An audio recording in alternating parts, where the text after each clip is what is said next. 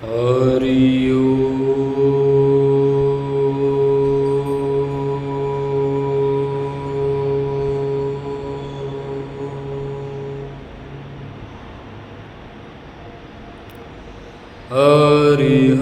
हरि हरि हरि हरि हरि हरि हरि हरि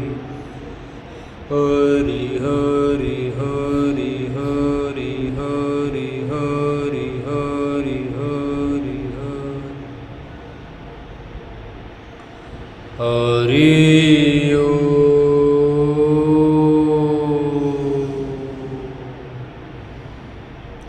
कितना विचित्र है ये मृत्युलोक।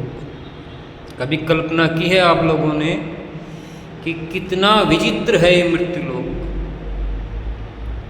यहाँ आप जिन लोगों के लिए जी रहे हो, जिन लोगों में आप अपना प्रेम और स्नेह लुटा रहे हो, भाई बहन बेटा बेटी पत्नी, सब पर अपना प्यार न्यौछावर कर रहे हो, कोई साथ जाने वाला नहीं।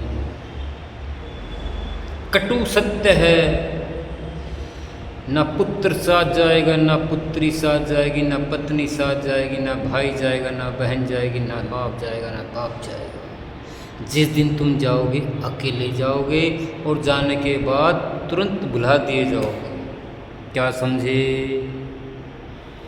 कि जब तक हो तब तक इसमें उलझे पड़े रहो, नाना प्रकार के छल कपट करके, किसी से बेस भावना करके, किसी से किसी प्रकार का दगा करके कितना ही पैसा कमाओ, बैंकों में जोड़ो, अरबों खरबों की प्रॉपर्टियां बनाओ, लेकिन एक बार आप यहाँ से गए तो उन सब चीज़ों से आपका कोई भी नाता नहीं। कहने का अभिप्राय समझिए कि आप जिस चीज़ के लिए आज अपने वर्तमान को ख़त्म कर रहे हैं, उस चीज़ का आपके जाने के बाद आपसे कोई लेना देना नहीं। तो मेरे दोस्तों, क्यों व्यर्थ में परेशान हो रहे हो? जितना अपने जीवन उपार्जन के लिए हो सकता है उतने के लिए ही प्रयास करें। ज़्यादा के लिए प्रयास करते हुए अपने समय को और अपनी ज़िंदगी को व्यर्थ में खराब न करें। जितना आपसे बन पा रहा है वो करें। दुनिया की तरफ देखकर दुखी ना हो कि दुनिया में क्या हो रहा है और तुम भी क्या कर सकते हो। तुम जो कर सकते हो वो तुम ही कर सकते हो, कोई दूसरा इंसान नहीं कर सकता। ये बात आप जितनी जल्दी समझ जाओगे उतने ही आप शांति से रहने लगोगे कि हर इंसान के लिए अलग कर्म होता है। हर इंसान का जन्म एक अलग विचार लेकर पैदा होता है। उसके कर्मों का फल वो भुगत के जाता है और नए कर्म करके अगले जीवन के लिए वो बीज बो के जाता है, जिससे हमारा कोई लेना देना नहीं है। जैसा हम करेंगे वो हम काटेंगे, जो हम बोएंगे उसे हम काटेंगे, और जो आप लोग बोओगे वो आप लोग काटोगे।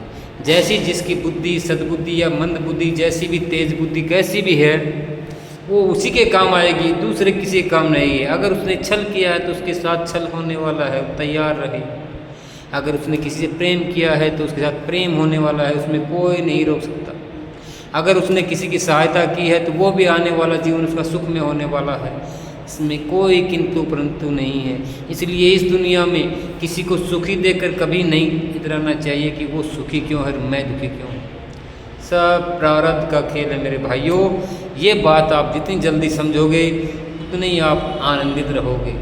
कभी भी किसी से द्वेष भावना नहीं रखनी चाहिए कि फलां के पास ये साधन और संसाधन है, फलां के पास ये संपत्ति है, आप चाहकर भी फलां का कुछ नहीं कर सकते, तो फिर क्यों दुखी होते हो?